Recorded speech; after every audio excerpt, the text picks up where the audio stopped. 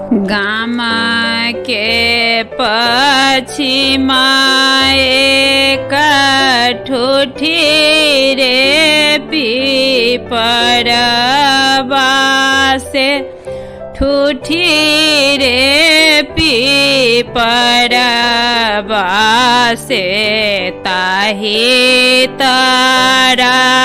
बसो हालो मान फूललनमा से ताहि तारा बसे हालो माना होललनमा कोने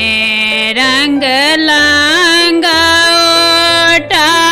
से कोने रंग का छोटा से कोने रंग शोभे पता रखा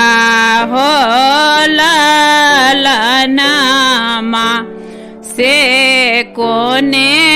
रंग शोभे पता रखा होललनमा लाले रंग लांगोटा से लाले रंग का छोटा से लाले रंग शोभे पता रखा होललनमा से लाले रंग शोभे पता रखा होललनमा किए बैसक राम किए बैसक लक्ष्मण किए बैसक बिरहलो माना होललनमा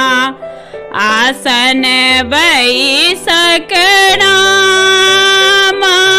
सिंहासन बैसक लक्ष्मण ध्वजा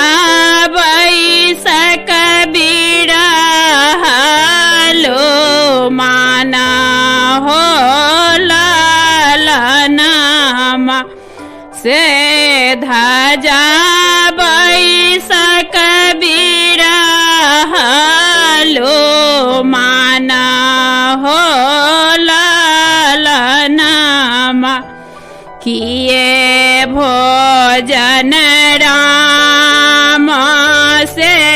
किए भोजन लक्ष्मण किए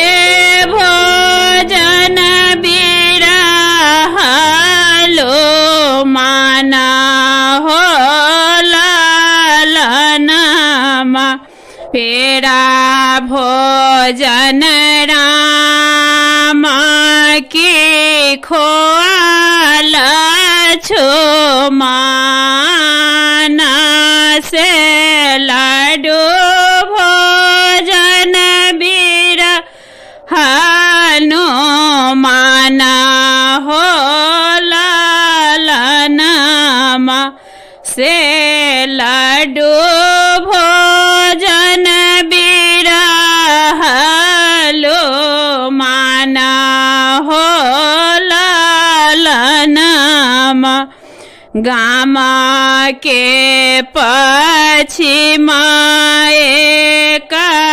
ठूठी रे पीपरवा से ताहि